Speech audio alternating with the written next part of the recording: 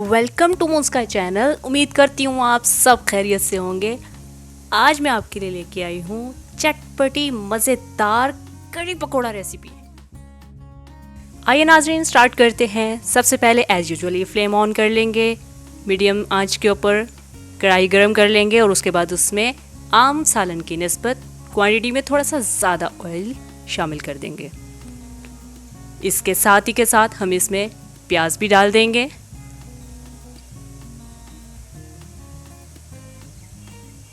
और next process हमारा ये होगा कि हमने इन प्याज़ों को फ्राई करना है इस तेल में। इसके बाद साथ ही के साथ हमें एक और काम करना है। ये फ्रेश किस्म का हमारे पास बेसन है।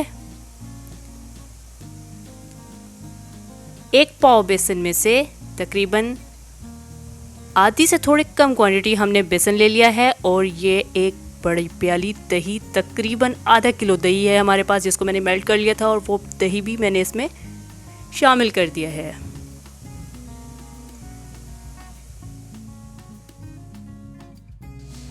दही शामिल करने के बाद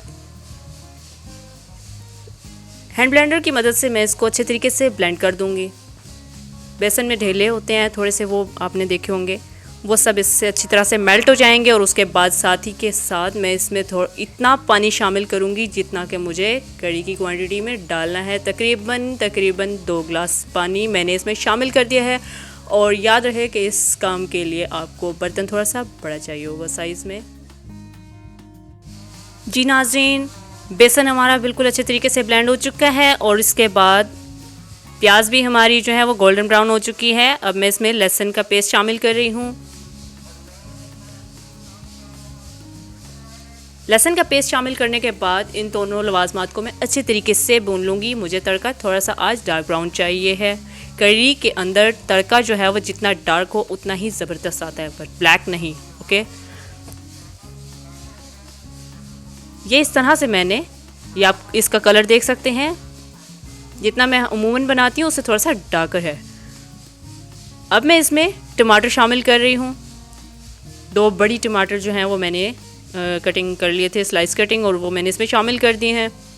टमाटर शामिल करने के साथ ही मैं इसमें हल्का सा पानी का छींटा जिसको कहते हैं वो मैं इसमें शामिल करूँगी। अब इसके साथ मैंने इसमें चूँकि लाल मिर्च, हल्दी वगैरह मसाला जार डालने हैं, तो मिर्चों का वो जो अजीब सा सांस में आता है वो इस तरह से बिल्कुल नहीं आएगा। कुकिंग कीजिए बट फैमिली मेम्बर्स को रुलाइए मत।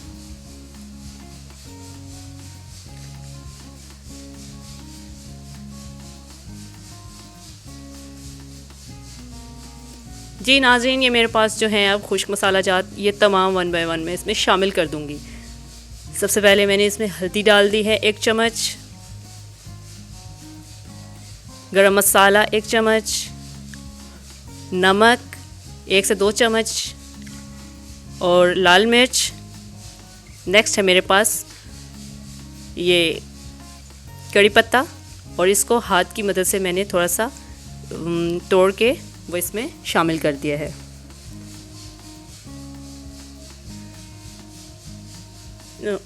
अब मैं इन तमाम लवाजमात को अच्छे तरीके से मिक्स करके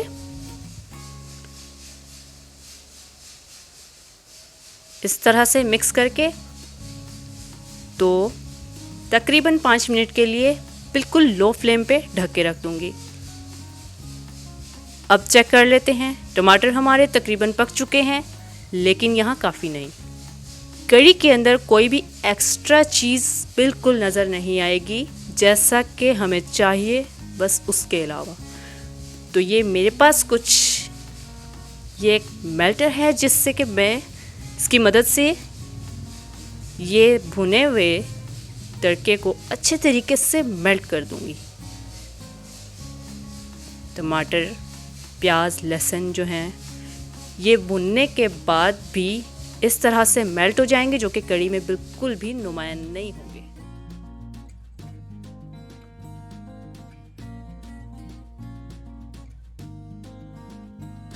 अलग उसके अलावा एक्स्ट्रास कुछ फील नहीं होंगे।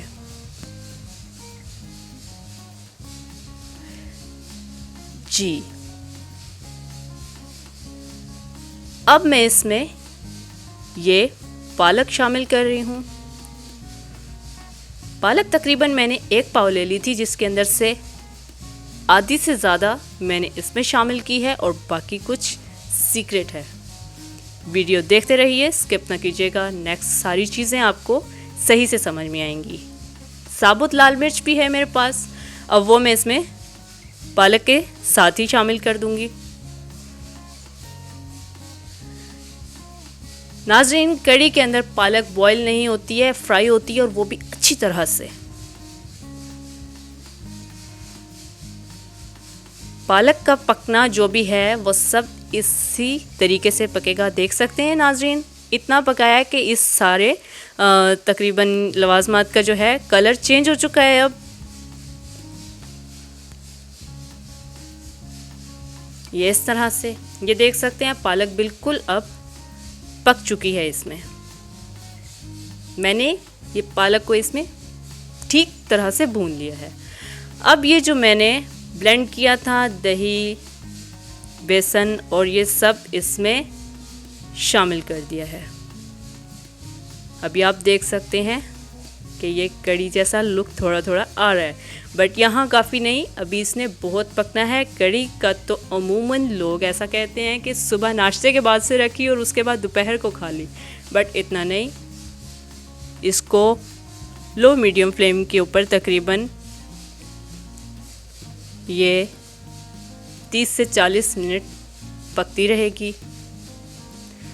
اب میں اس میں ثابت دھنیا شامل کر رہی ہوں.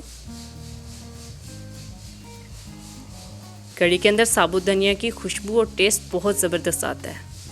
بہت سے لوگ اس چیز کا فلیور اسپیشل پسند کرتے ہیں. مکس کر کے ویٹ کریں گے. اور ساتھ اب نیکسٹ پکوڑا انگریڈینٹس آپ کو نوٹ کروا رہی ہوں. بیسن، پالک، پسا مسالہ، ثابت دھنیا، پیاز،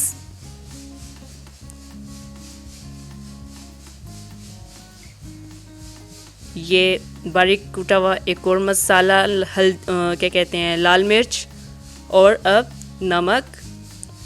ساتھ یہ ہری مرچ بڑے سائز میں نے کاٹ لی ہے. اس کا ٹیسٹ بہت زبردست آتا ہے پکوڑے میں.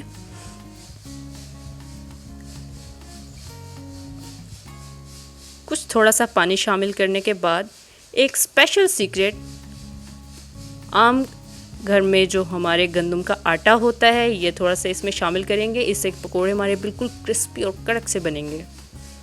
مزید تھوڑا سا پانی شامل کرنے کے بعد یہ تمام لوازمات کا میں نے ایک بڑا زبردست سا ڈو تیار کرنا ہے.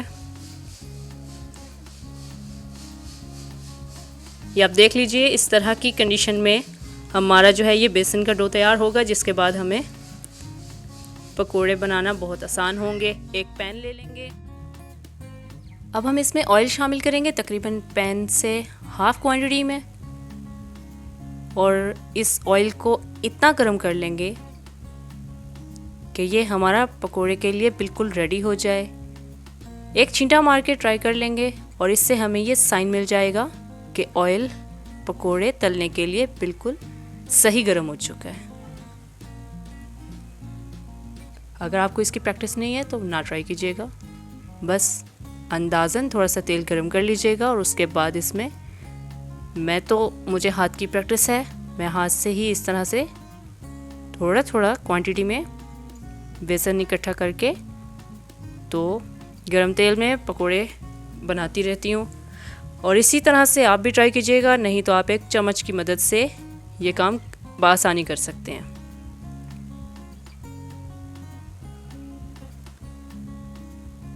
پکوڑے شامل کرنے کے بعد ہلکا سا ایک سپون کی مدد سے ان کو تھوڑا سا ایسے الگ کر لیں گے، اور اس کے بعد اس تیل میں پکوڑوں کو اچھے طریقے سے فرائی ہونے دیں گے، اور ساتھ ساتھ ان کے سائڈز چینج کرتے رہیں گے.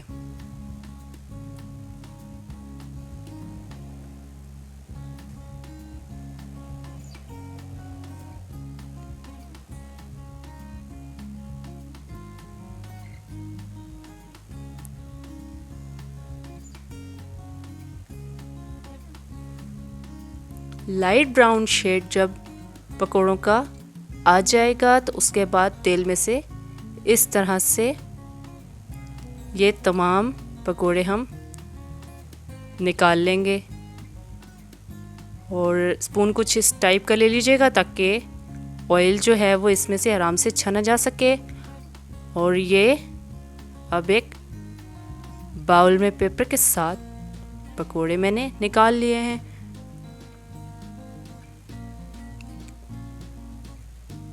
नेक्स्ट एक बार फिर इसी तरह से ये थोड़ी थोड़ी सी क्वांटिटी में गरम तेल हमारा प्रिपेयर हो चुका है। अब तो इस तरह से जितने आपके पैन का साइज़ है उस हिसाब से आप 1 बाय 1 ये जितना आपके पास बेसन है इसके तमाम पकोड़े इस तरह से इस तेल में फ्राई कर लेंगे। अब ये पैन को साइड पे करेंगे और ये पकोड़े ये आपको थोड़ा सा तोड़ के भी मैं चेक करवा सकती हूँ कि ये आप देखें। अगर आप खाते तो आपको बहुत ही मज़ा आता। आप भी ज़रूर ऐसे ही ट्राई कीजिएगा। आइए चेक कर लेते हैं कि हमारी कढ़ी कहाँ तक पहुँची है। आप देख सकते हैं कढ़ी का शेड काफ़ी चेंज हो चुका है, थोड़ा सा रेडिश हुआ है, लेकिन अभी ये मुकम्मल रेडी नहीं हुई है। थोड़ा सा मिक्स कर लेते हैं इसको अच्छे तरीके से ताकि ये लग ना जाए। हांडी के साथ खाना लगा हुआ बिल्कुल मज़ेदार नहीं लगता। तो आप अगर खाना कोई भी वेटिंग प्रोसेस पे आपने छोड़ा है तो साथ साथ उसको मिक्स किया कीजिए, देखा कीजिए, खाने को लुक आफ्टर ज़रूर किया कीजिए।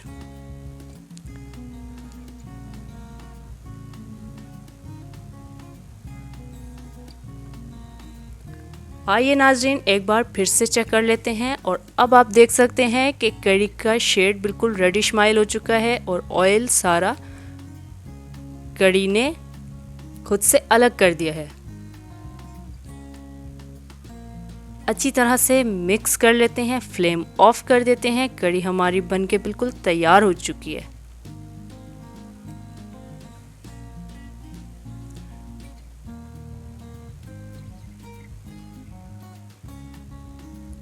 अब हम इसको थोड़ा सा डिश आउट करते हैं।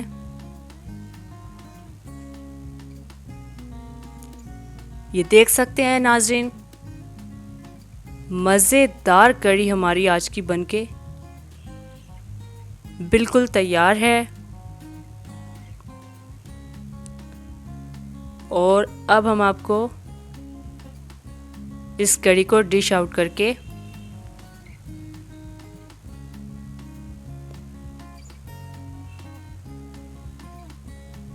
अब इसमें पकौड़ों की एडिशन करेंगे। चाहें तो आप कढ़ाई में करें, बट मुझे डिश आउट करना है तो गार्निशिंग के लिए भी मैं यही तरीका इस्तेमाल कर रही हूँ। साबुत धनिया, हरा धनिया, थोड़ा सा चाट मसाला या चाट मसाला बेटर रहेगा। इसके साथ ही सुर्ख लाल मिर्च के साथ मैंने इसकी गार्निशिंग कर ली है। और आज की हमारी डिश कढ़ी पकौड़ा रेसिपी बनके बिल्कुल तैयार हो चुकी है। आपको मेरी वीडियोस कैसी लगती हैं मुझे कमेंट में फीडबैक ज़रूर दीजिएगा। Thanks for watching my video. अल्लाह हाफिज़।